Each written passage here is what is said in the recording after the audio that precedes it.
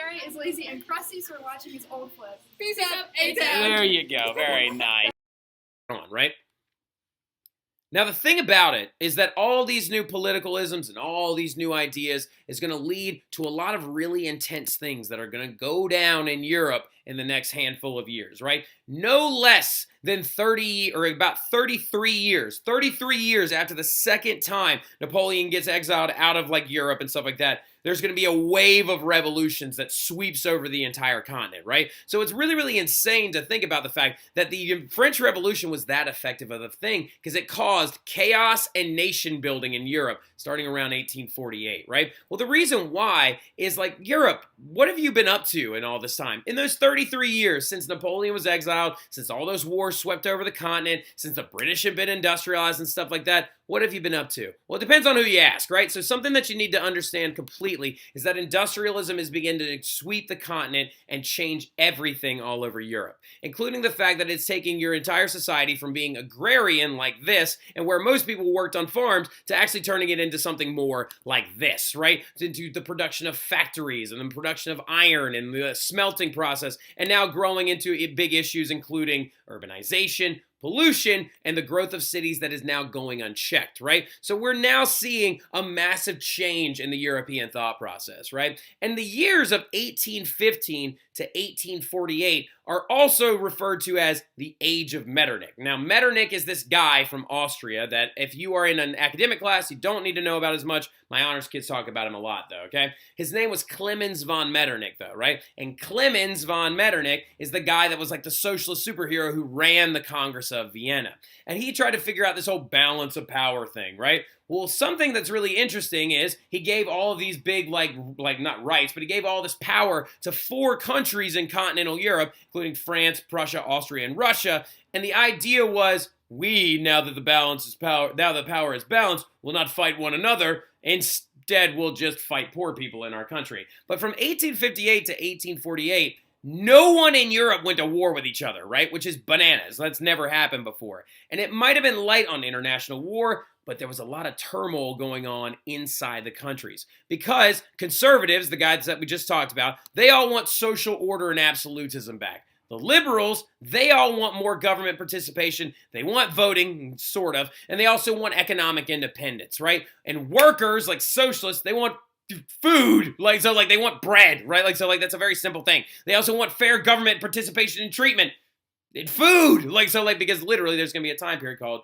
the Hungry 40s, right? So going into it, though, as well, Latin America, all of this going on at the same time, is liberating itself under people like Simón Bolívar, Toussaint Louverture, and Europe is in a lot of turmoil within each country. To give you an example, you do not need to write this down. Listen to me carefully. You do not need to write this down. You don't need to write this down. It's just an example. Listen to me carefully. If you have me on mute and you wrote down weenie and derp derp in your notes, that's funny, and I'm going to know that you muted me, okay? But you do not need to write this down. But just to give you some ideas and context, all these conservatives thought that, we're not going to war with each other.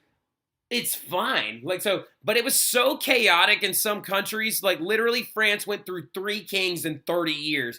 4, if you actually really, really look into it, okay? Because this guy right here is the brother of Louis XVIII that was brought back following the Congress of Vienna, right? Louis XVI's brother was Louis XVIII. Louis XVIII would come to power, but he would eventually die. This guy, Charles X, came to power and made everyone so mad that they had another revolution that actually went down in 3 days, right? Now, and then also, of course, at one point or another, there was a guy named Louis XIX who was king for 20 minutes in France, and then you got this dude who ends up coming to power named Louis Philippe, right? But what is it I'm trying to get at when I'm telling you this? Is that's how actually chaotic it was, y'all. They went through that many kings in 30 years because they kept having little baby revolutions that would run people out of town, right? So the thing going into it is the liberal ideas of constitutional government is that they're spreading, right? They're spreading secretly. Organizations are getting together. They're fighting small little revolutions. They're trying to exert power over the conservatives.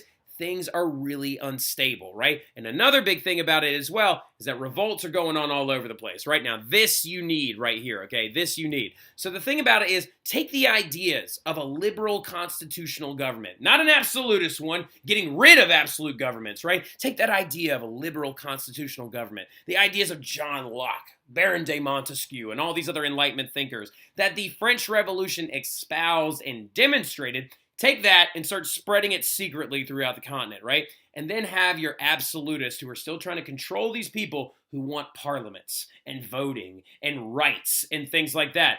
Of course, revolts are going to break out, right? Some of the big ones included one known as Peterloo. There was a Decembrist revolt that broke out in Russia, and another big one called the Three Glorious Days. The Peterloo one literally was held in England, and it was protesting failing laws that were giving rich people more money and starving poor people of money to buy food with. And so literally a cavalry came in and killed a woman and her child and 15 other people. The Decembrist one happened in Russia when literally the military was like, I don't want to fight for this new king, and the other group of the military shot all of them, right? And then also the Three Glorious Days was when literally the government of, like, the people of France ran this guy out and this guy came to power, right? In 3 days. They had a revolution in 3 days. How wild is that, right? But also, take that and couple it with the fact that by the time the 1840s roll around, there's famines that are sweeping the entire continent, right? That's why they referred to it as the Hungry 40s, right? Food prices are beginning to skyrocket all over the continent due to bad harvests, right? So harvests were going down terribly, mainly due to a disease that was sweeping crops, not people, during the 40s, right? But food prices are really, really high, and what do socialists feel about fluctuating food prices? They hate it, right? This is why a socialist believes in planned economies, right? They're like, bread should never cost more than X because it's what poor people can afford, right? Well, the thing about it is, this is a very, very bad moment going on in European history. One of the biggest ones, the thing that ends up happening is this moment known as the Irish Potato Blight, the Irish Potato Famine, aka known as the Great Famine, right? The thing about it is that you need to understand is that this key event kind of led to the creation of the Hungry 40s. Well, what it was farmers in Ireland start harvesting their potatoes for the year. Now, potatoes were meant to feed the Irish while the Irish farmed wheat and barley that were supposed to go off and make bread, right? Well, they start digging up their potatoes and they start realizing that they have a disease, right? It's a disease called potato blight, right? And it affected the type of potato that they grew known as the common brown potato, right? Why did this happen? A lot of it had to do with that mass production farming. Irish farmers were being used to grow grain and then fed potatoes. Well, why the potato though? Because populations were growing heavily in Ireland and potatoes were really easy to grow. But the third reason why the Great Famine happened is because of monoculture issues, right? They weren't growing a variety of potatoes. They were growing one type of potato, the common brown one. So if a disease comes through that affects that one brown one, what happens to all the food the Irish people are supposed to eat? It's all dead. Literally, the Incans farmed thousands of types of potatoes. So if a disease came through and affected one, they still had several hundred other potatoes they could eat. It's not a big deal, right?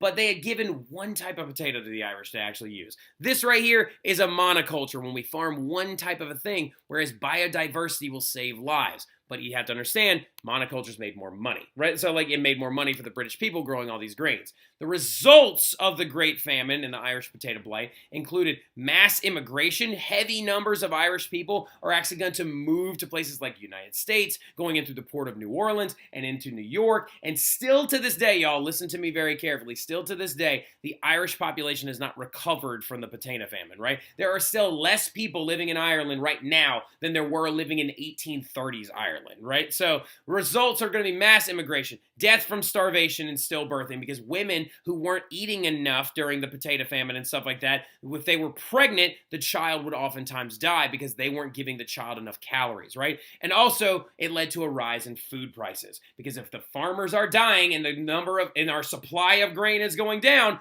the price of the bread is going up, right? So you're seeing bread riots and things like that break out all over the continent. What this is going to lead to, this terrible situations, including the Hungry 40s, is going to lead to these things known as the revolutions of 1848, right? The revolutions of 1848 was a series of dramatic and violent revolutions that broke out all over Europe demanding reform because people are sick and tired of this garbage. While the conservatives sit around like Clemens von Metternich and like, oh, we haven't gone to war with each other in a little while. Shut up, poor person. And literally are suppressing all these violent revolts and stuff like that. What finally happens is that the citizens of cities get together and they're like, we're going to hold revolutions that they can't stop, right? And it was known as the springtime of the peoples, right? Because the classical liberals and the socialists are going to get together and hold a revolution against the conservatives, and it will sweep the entire continent.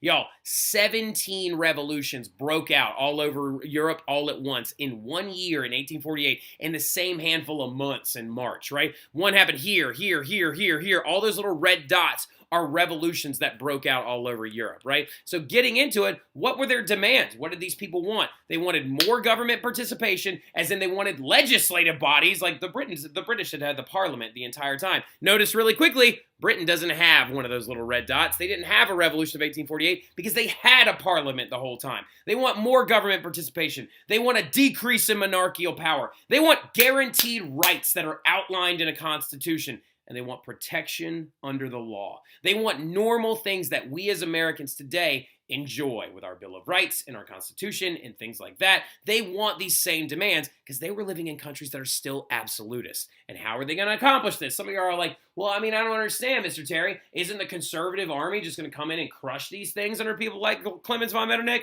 I like where your head's at, and you would be right.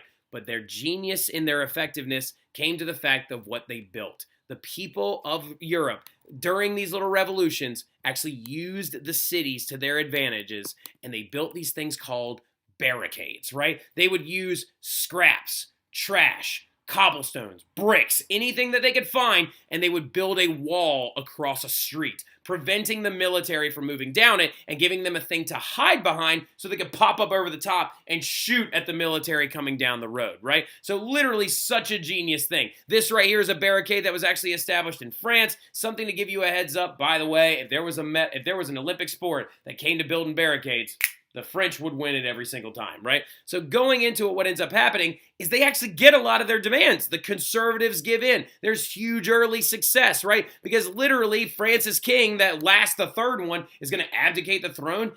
And then they decide to get rid of a monarchy altogether, and they elect a president, and the guy's name is Napoleon III, who's actually, ironically enough, Napoleon's nephew. Fun fact, right? Now, some of you are like, well, what about Napoleon II? He's dead already. He died from tuberculosis in Austria, right? Now, new constitutions are going to be granted. Nation states are going to be formed instead of kingdoms, right? And people are going to identify with their countrymen rather than with their king, right? So as you're seeing, these revolutions were huge. Yo, they're writing constitutions because the people of Europe went into the streets and built walls to prevent the military from moving down the road. And as you can tell, who did this together?